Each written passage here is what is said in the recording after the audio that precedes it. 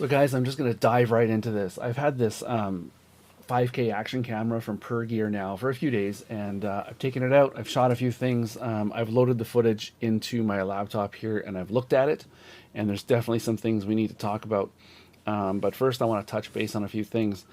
First of all, build quality. I mean, this is a really solid little unit. You know, I've been playing with the buttons a lot. I've turned it on a million times, and I don't feel like it's at risk of falling apart. It's actually a very well built little camera. I'm actually surprised for the price how well built it is.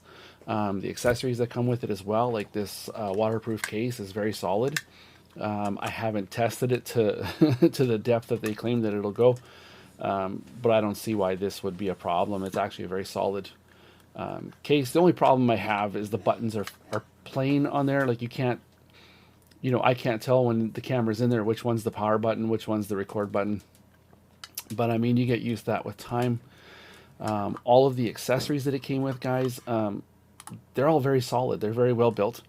I'm very happy with that. I will say it actually came with the proper accessories, not only to mount to your helmet or your bike or whatever, but you can even use this as a dash cam. So I mean, we'll take a look at that footage as well. So the build quality, I'd say, is on par with anything else. Like, it's really, really good. The menu system, I didn't even bother playing with the menu system because I just dove right into the app, and I gotta say the app itself is phenomenal. It's actually really, really well done. You can really easily switch between all the different modes in the app. It's super easy to connect. You just get a little barcode on the camera, show your phone to the camera, to the barcode, and it'll just link. There's no turning on anything. There's no codes to enter. There's none of that mess. It's really, really, really good. Not only can you control the camera with the app, but you can watch it with the app as well in live view. And you know, one thing that it does that my big camera doesn't, my big camera's app will only allow me to download photos. It won't allow me to download the videos, but this one will allow you to download everything. So it actually works quite well. Guys, it does have a USB-C type charger port on there, and I was really excited when I saw that because I was hoping that I can connect a USB-C microphone to it, and I'm sorry to report you can't. So it's just audio from the camera, and we'll take a look at that as well. You know, I don't know what the audio sounds like. I want to know what the audio on this camera sounds like. Now, I know it's not a professional camera by any means, but I was hoping when I saw the USB-C connector on there that I'd be able to connect my USB-C microphone to it. And I tried that after I unboxed it, and it didn't work. So maybe there's something missing that I don't know, but I don't think you can connect a wireless microphone to this. So I hope the camera has a decent microphone at least. I hope it's at least usable. The app's pretty cool though, guys. I'm having a really good time with this app. Oh, dog poo, there you go. See that? Watch out for that. Listen, the app. But what you can do is you can charge it. You can connect it to your computer, so you could use it like a little flash drive. You can even use it as a webcam, as a live webcam. So that's kind of cool. It does come with its little micro SD card there. It comes supplied with a micro card. So that's pretty cool. And another thing that I really like is the double batteries, guys. I actually went out and shot for a couple hours this weekend, and I only ended up using one battery. So the battery life is pretty good. Could be better. Could be a lot worse though. It actually was not bad. So far, build quality, great. App, fun. The accessories, totally on par with anything I would expect.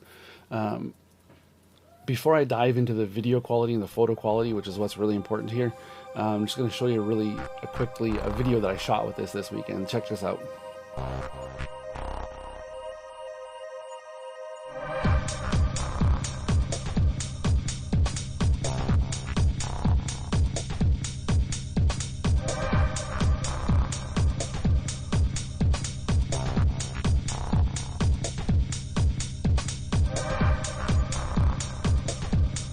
So that was kind of cool, right? The footage is definitely usable.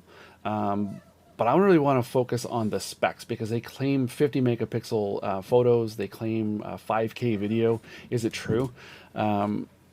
So I'm just going to dive onto their website here and take a look at a few things, and then I'm going to show you the pictures and videos that come out of this thing. Okay, so there's actually quite a bit I want to go over here, so I'm going to try and do it quickly for you. So they do say in their specs, they show you the sensor that they use. It's this Sony IMX386. A quick search online, the Sony IMX386, it's an 11.8 megapixel sensor. So I don't know where they're getting 50 megapixel photos from an 11 megapixel, 11.8, we'll call it a 12 megapixel sensor. As far as I'm concerned, this is a 12 megapixel camera at most. Let's take a look at the files here. So just pulling these up quick. This is an 8 megapixel photo. It's all right, you know, it looks all right. As soon as you zoom in though, you can see some artifacts. It starts to fall apart. I'm going to quickly go to the 50 megapixel. I'm just jump right to it. Guys, I don't see a difference in quality here. Here's the 8 megapixel. Here's the 50. And again, when I zoom in, there's artifacts. There's no way that this is putting out 50 megapixel images. You know, but are the images usable? Yeah, sure. Look, here I am sitting on the bench. It's a good usable image. Again, I'll skip forward to the 50 megapixel version. And, you know, if you zoom in, it's a lot of artifacts. I mean, the pictures are okay, but I definitely wouldn't go out and shoot family portraits with it. You know, it's great for when you're out and about and you're doing some, you know, action shots. It's an action camera, right? But let's look at some of the footage here. You know, so I will say I did try it out as a dash cam, and you know, it works pretty well. I've used other dash cams before, and this one's certainly no slouch. It does a good job as a dash cam. So I'll get that out of the way right away. But let's take a look at the footage from this camera as it was intended to be used. This is an action camera, guys, so I do have the image stabilization turned on here, and it works pretty good. The picture's usable. It's not perfect. You know, if you want GoPro quality, go get a GoPro. That's all I can say. This is usable. But I want to touch on the 5K specs here, because, you know, this is 2.7K. That's what the footage looks like here, 2.7K. I mean, I don't think so. It's usable, but it's not great.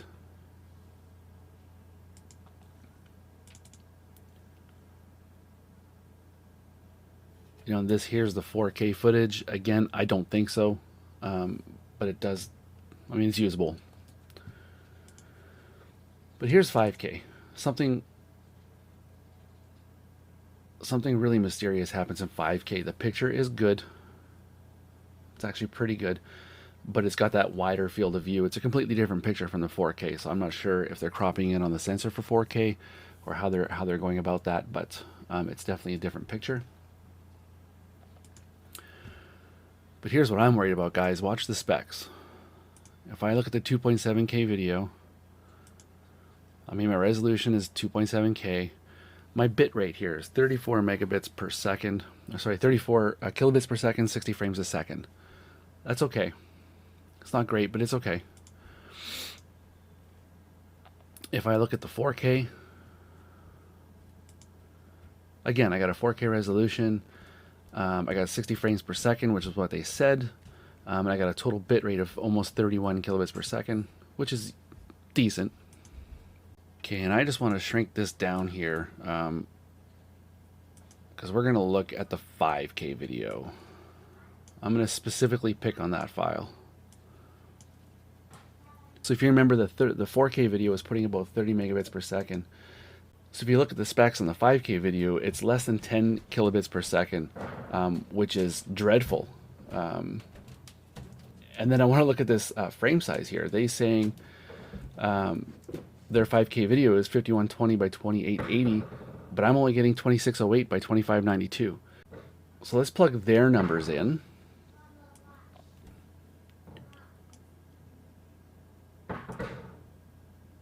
Okay.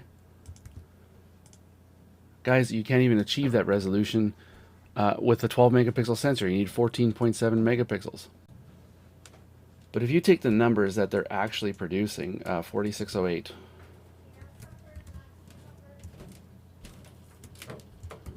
by 2592. And what do you get? You get an 11.9 megapixels. That's what their sensor is. You know, they're putting out maybe 4.1K, not 5K. A little bit disappointing. They're putting false specs here. Also, if you look, they're stating 30 frames per second. And what am I getting here? I'm getting 24 frames per second. So I just wanted to point that out, guys. All right, guys, so that's it. I just wanted to give you the real goods on this camera because it does have a lot of features. It does have a lot of accessories, and it is a good build quality. It's actually a decent little camera, but I'm torn because, you know, it's a 12 megapixel sensor offering 50 megapixel photos. That makes no sense. It's also making claims to make 5K video at 30 frames per second, and it doesn't. So there's a lot of false information, if you'll call it. I don't want to call it, you know, lies, but I'm torn because for 80 bucks, it's usable. You saw the video that I put together. I mean, it's fun. You're not going to get something like that for 80 bucks. You know, the next camera up is going to be $400, right? So what do you think? I mean, is it worth 80 bucks? Should they have marketed it differently? Should they have been more honest, I think, with their specs? Because a lot of those specs aren't real. So guys, if you have any questions about it, if you have any comments about it, just leave the comments down below. I'll respond to every single one of them.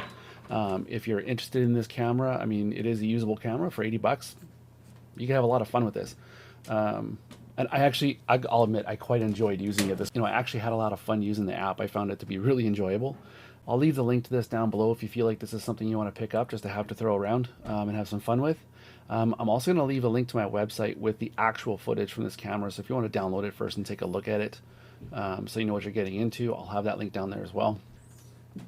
And as always, guys, if you enjoy content like this, do subscribe to the channel. I'll be reviewing more cheap equipment like this that has big claims. Until next time, guys, that's it.